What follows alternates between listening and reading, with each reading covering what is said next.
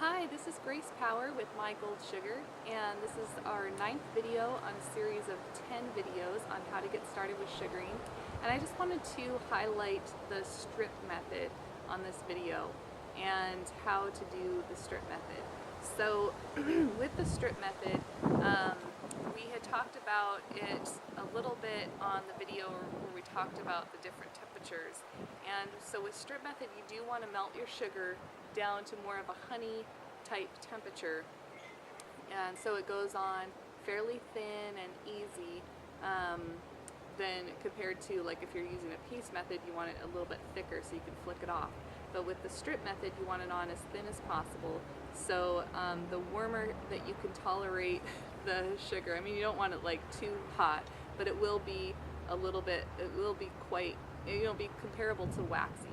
You want it warmed up to kind of that wax temperature feeling where it definitely feels warm going on the skin, but not scalding, of course.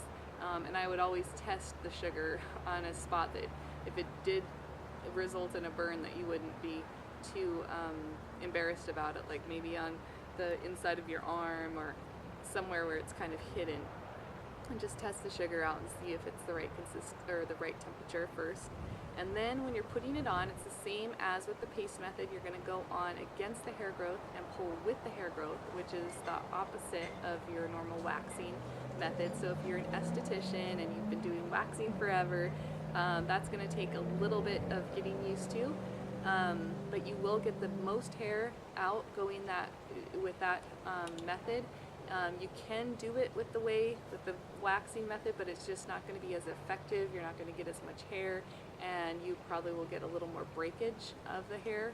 So do your best to follow that method of going against the hair, pulling with the hair, and remember to put it on fairly thin.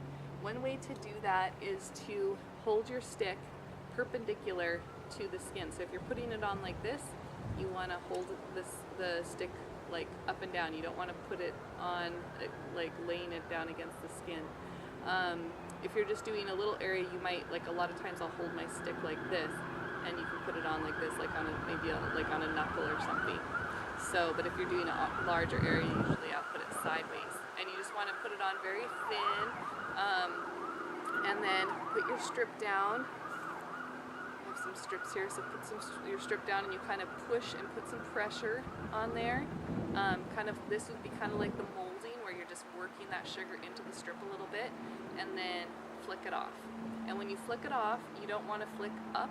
Make sure that you're going with the direction of the body area that you're working on, and not away from it, because that's what can cause bruising or extra irritation, and sometimes it doesn't even come off if you pull it up.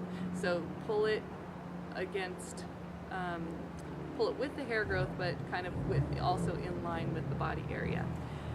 Another thing with these strips is you don't have to buy strips. You can use old sheets that you might have laying around the house, or old material. You know, I've even used a t-shirt material before, like an old t-shirt. It doesn't work as well as like a sheet material would work, but you can use something like that. Just any type of material that's going to stick to the sugar and then give you the way of pulling it off. I've even had, I was talking to my doctor about the sugaring, and she was very familiar with sugaring, but what she did with her strips would she put them in a big bucket of hot water, and then the sugar would just kind of, that was used, would just dissolve off of the strips, and then she could throw the strips in the wash and then reuse those strips. So if you're very conservative, or going green, that is an idea, so that you don't have to keep going through so many strips, and it would be a way to save money too, as well as saving the environment. So that's something to keep in mind. If you're working in a salon, I'd be a little bit hesitant to do that, but if you're just doing this just because of sanitary reasons and that kind of thing, but if you're doing it just on yourself at home, it should be perfect. So that is another little tip with sugar, with the strip method. Another thing that I'll mention is, if you are using strips like this, that you can get just at like a Sally's Beauty Supply, or even online, I'm sure Amazon sells these, you can cut them to your desired size shape. So these are just some various sizes that you can cut, and one of the main sizes that I use a lot is kind of like this, you know, this regular size, where I'll cut it in half this way, and then cut it in half this way, and then I have 4 nice size strips that are easier to use on, like, especially the face or smaller areas that you're working on. And it's just a little bit easier and less cumbersome than trying to use a big strip to get off a little area of sugaring.